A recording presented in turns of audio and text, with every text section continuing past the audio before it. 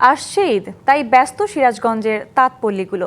চাহিদা থাকায় ভোর থেকে রাত পর্যন্ত তৈরি করা হচ্ছে বাহারি শাড়ি। এখানকার তৈরি শাড়ি স্থানীয় চাহিদা মিটিয়েও বিক্রি করা হচ্ছে দেশের বিভিন্ন প্রান্তে। তবে চাহিদা থাকলেও রং সুতার দাম বেড়ে যাওয়ায় পুষিয়ে উঠতে পারছেন না তাঁত ব্যবসায়ীরা।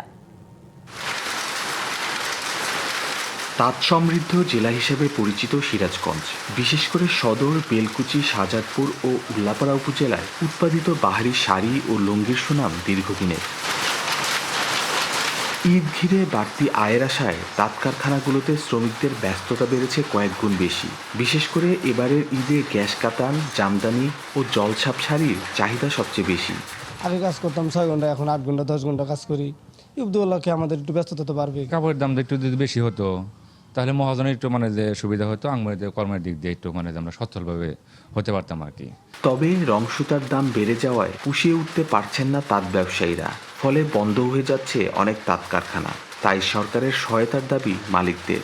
শতকরা 70 জন তারা তাঁত খেত বেচে ঋণ পাতি হয় এখন ঝালমুড়ির ব্যবসা করতেছে। নতুন সরকারের কাছে আমাদের দাবি যে এগুলার দাম কমাইলে, বিদ্যুতের দাম কমাইলে আমাদের তখন কাপড় বানায়া পোষাইবো, তখন আমরা তাঁত চালাইতে পারবো। তাঁত শিল্পকে টিকিয়ে রাখতে সহজ শর্তে ঋণের দাবি ব্যবসায়ী নেতাদের। তাঁতিরা তাদের পণ্য তৈরি করতে পারে, ঋণ যেন স্বল্প সুদে পায়, তাদের নিরাপত্তার ব্যবস্থা যেন দেওয়া হয়, এই সকল দাবি আমি সরকারের কাছে সিরাজগঞ্জ চেম্বারের পক্ষ থেকে উপস্থাপন করতে চাই। শিয়া বাটার ও ভিটামিনে সমৃদ্ধ লিলি বিউটি সোপ, তারুণ্যময় উজ্জ্বল ত্বকের জন্য। এই শিল্পের প্রসারে নানা উদ্যোগ নেওয়া হচ্ছে বলে জানান তাঁত বোর্ডের কর্মকর্তারা। আমরা তাঁত বোর্ডের পক্ষ থেকে তাঁতিদেরকে আমরা লোন প্রদান করে থাকি।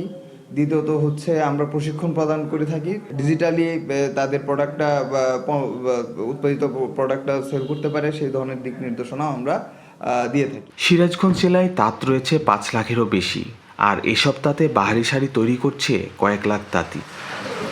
খালিদ হৃদয়, ডিবিসি নিউজ, সিরাজগঞ্জ।